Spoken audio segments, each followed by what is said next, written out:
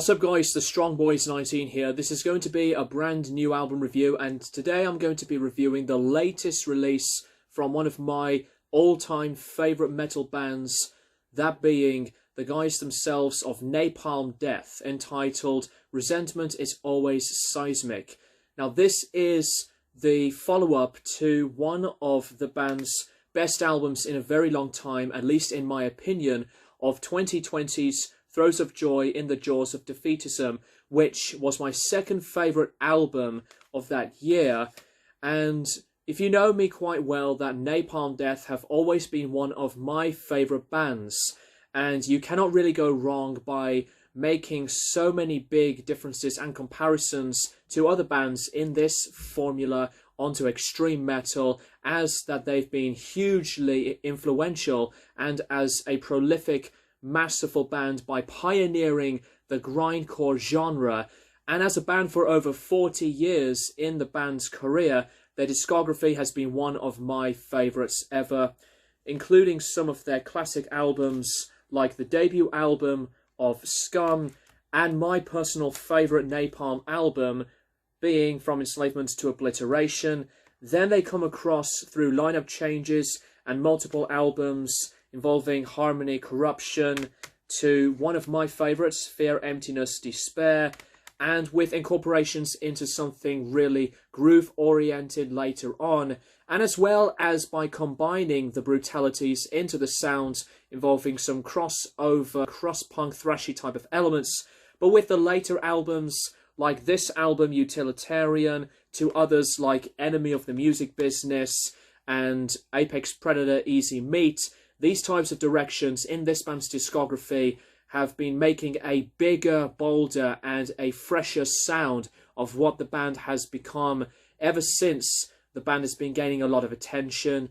So this is more or less like an EP, or as a mini album, whatever you want to call it, to follow up the very acclaimed album of Throes of Joy in the Jaws of Defeatism.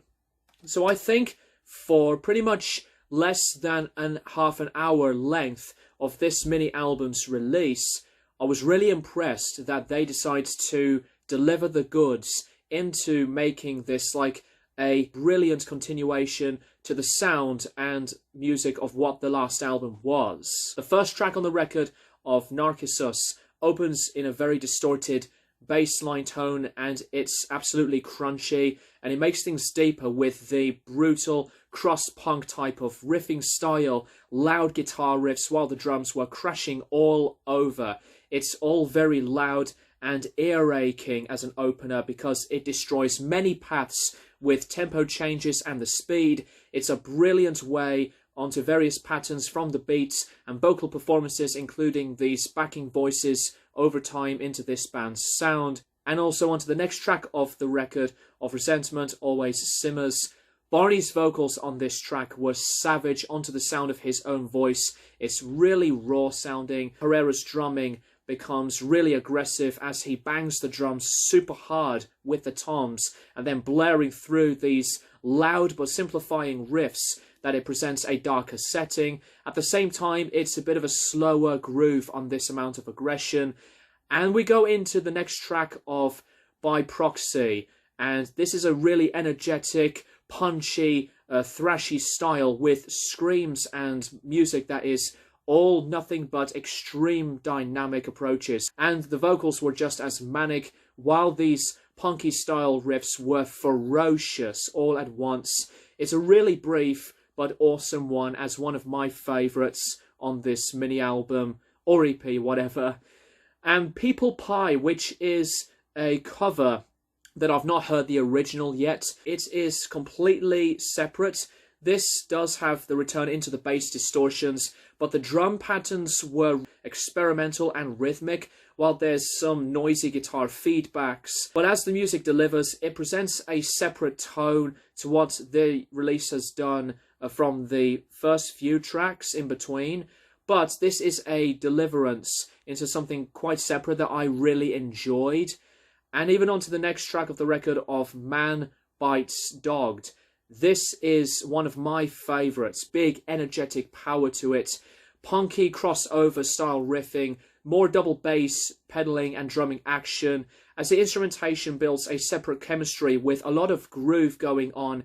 It's punishing into these amazing roots. But my personal favourite track on the record is Slaver Through a Repeat Performance. This is just as destructive.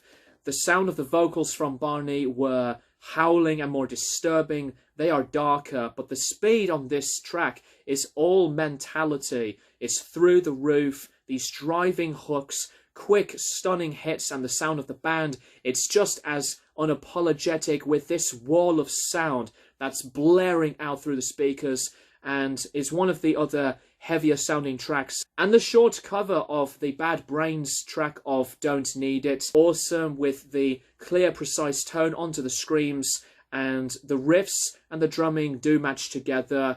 And the last track on the record, Resentment, is always Seismic. This is very much alike, to my mind, from the final track of this, which is A Belly Full of Salt and Spleen.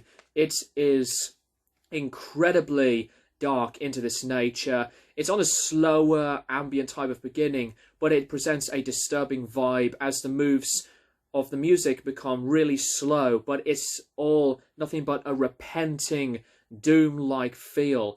This is arguably like the most industrial, experimental approach on this entire comparison to the other tracks on this release, because it's percussive in places and it's much more intense as the vocals sound more torturous, and it brings in something as uncompromising, and it's like an unsettling feeling on what this track does make out to be.